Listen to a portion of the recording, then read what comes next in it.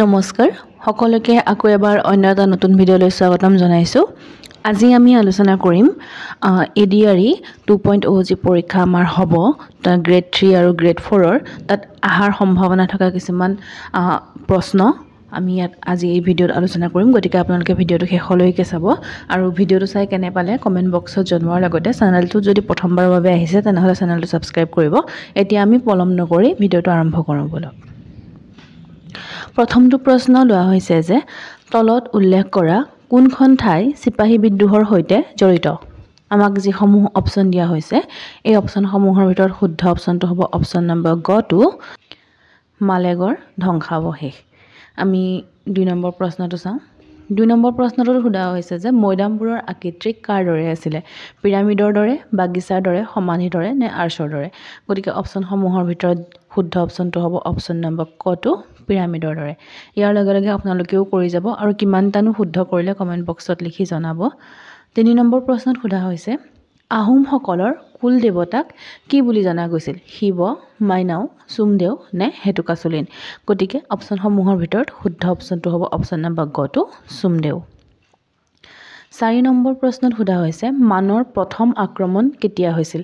এইটো আমি সকলোৱে নিশ্চয় জানোৱেই হয়নে। অপশ্যনসমূহত দিয়া হৈছে 1818, 1816 চন, 1817 চন নে 1822 চনত।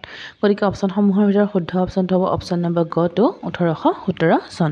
1817 চনত মানে প্ৰথমবাৰৰ বাবে অসম আক্ৰমণ কৰিছিল। আমি 5 নম্বৰ প্ৰশ্নটো চাওঁ। 5 নম্বৰ প্ৰশ্নত সোধা হৈছে প্ৰাচীন অসমৰ কোনজন ৰজাক শৈলালয়া বুলিও জনা যায়। শৈলালয় বা শৈলালয়া বুলি কয়।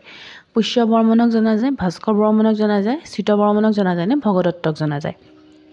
অপশ্যনসমূহৰ ভিতৰত শুদ্ধ অপশ্যনটো হ'ব অপশ্যন নম্বৰ ঘটো ভগদত্ত। আমি 6 নম্বৰ প্ৰশ্নটো চাওঁ। 6 নম্বৰ প্ৰশ্নত সোধা হৈছে মানস ৰাষ্ট্ৰীয় উদ্যান কোনটো ভৌগোলিক অঞ্চলত পোৱা যায়। অপশ্যনসমূহ দিয়া আছে ভাবৰ, তেৰাই, নদীৰ উপত্যকা নে পাহাৰ অঞ্চলত পোৱা যায়। গতিকে অপশ্যনসমূহৰ শুদ্ধ অপশ্যনটো হ'ব অপশ্যন নম্বৰ খটো তেৰাই অঞ্চলত পোৱা যায়। 7 নম্বৰ প্ৰশ্নত সোধা হৈছে শাল গছৰ বৈজ্ঞানিক নাম কি। অপশ্যনসমূহৰ শুদ্ধ অপশ্যনটো হ'ব অপশ্যন নম্বৰ গটো শ্বৰ ৰবুষ্টা। আমি 8 নম্বৰ প্ৰশ্নটো চাওঁ। 8 নম্বৰ প্ৰশ্নত সোধা হৈছে তলৰ কোনখন জিলাত অসমৰ সৰ্বাধিক ৰবৰ বাগিচা আছে। অপশ্যনসমূহত দিয়া হৈছে মৰিগাঁও, গোৱালপাৰা, বঙাইগাঁও, ওদালগুৰি। গতিকে অপশ্যনসমূহৰ ভিতৰত শুদ্ধ অপশ্যনটো হ'ব অপশ্যন নম্বৰ খটো গোৱালপাৰা। আমি 9 নম্বৰ প্ৰশ্নটো চাওঁ। 9 নম্বৰ প্ৰশ্নত সোধা হৈছে হাতী সংৰক্ষণ আইন কোন বছৰ গৃহীত হৈছিল। আমাক যিসমূহ অপশ্যন দিয়া হৈছে অপশ্যনসমূহৰ ভিতৰত শুদ্ধ অপশ্যনটো হ'ব অপশ্যন নম্বৰ কটো 1879 চনত। আমি 10 নম্বৰ প্ৰশ্নটো চাওঁ। 10 নম্বৰ প্ৰশ্ন সোধা হৈছে ওৰাং ৰাষ্ট্ৰীয় উদ্যানৰ ওচৰত কোনখন নদী আছে। অপশ্যনসমূহত দিয়া আছে জীয়া ধনশিৰি, ধনশিৰি, গাভৰু, জীয়া ভৰলী।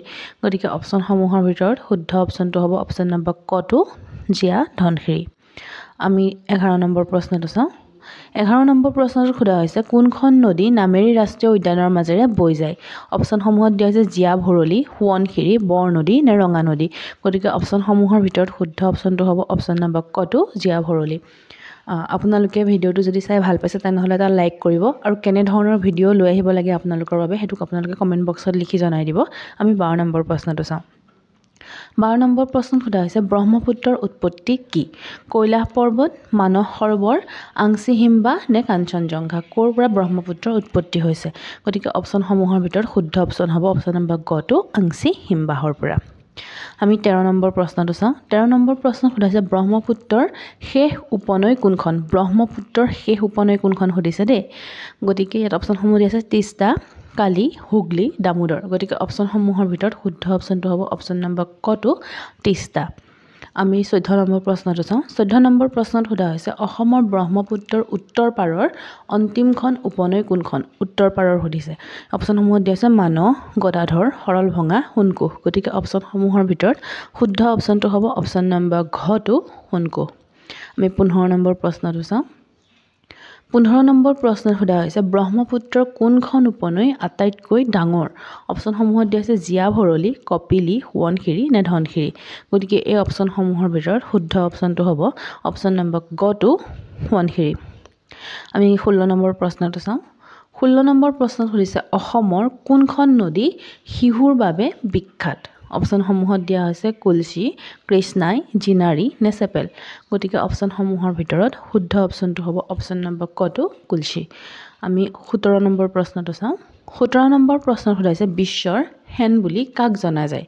অপশ্যনসমূহত দিয়া হৈছে মেধা পাটকৰ, যাদৱ পায়েং, সুনীতা নাৰায়ণ নে বানু হাৰালু। গতিকে অপশ্যনসমূহৰ ভিতৰত শুদ্ধ অপশ্যনটো হ'ব অপশ্যন নম্বৰ ঘটো বানু হাৰালু। আমি 18 নম্বৰ প্ৰশ্নটো চাওঁ। 18 নম্বৰ প্ৰশ্নটোত কোৱা হৈছে অসমৰ সৰ্ববৃহৎ জলাশয় কোনটো। সৰ্ববৃহৎ জলাশয় অপশ্যনসমূহত দিয়া হৈছে দীপৰ বিল, উৰপাত বিল, সোণ বিল নে ইয়াৰ এটাও নহয়। গতিকে অপশ্যনসমূহৰ ভিতৰত শুদ্ধ অপশ্যনটো হ'ব অপশ্যন নম্বৰ গটো সোণ বিল। ই হৈছে সোণ বিলৰ এখন ফটো আপোনালোকৰ বাবে লৈ আহিছোঁ দেখাবৰ কাৰণে।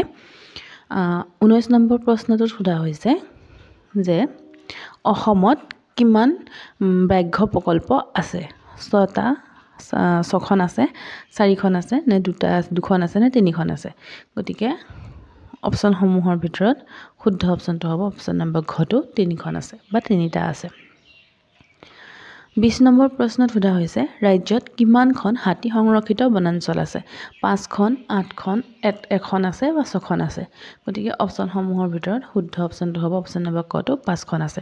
আপোনালোকে 20টাৰ ভিতৰত কিমানটা শুদ্ধ কৰিলে কমেণ্ট বক্সত লিখি জনাব আৰু কেনেধৰণৰ ভিডিঅ' লৈ আহিব লাগে আপোনালোকে সেইটোও কমেণ্ট বক্সত লিখি জনাই দিব। আৰু আপোনালোকে ভিডিঅ'টো ইমানলৈকে চোৱাৰ বাবে বহুত বহুত ধন্যবাদ।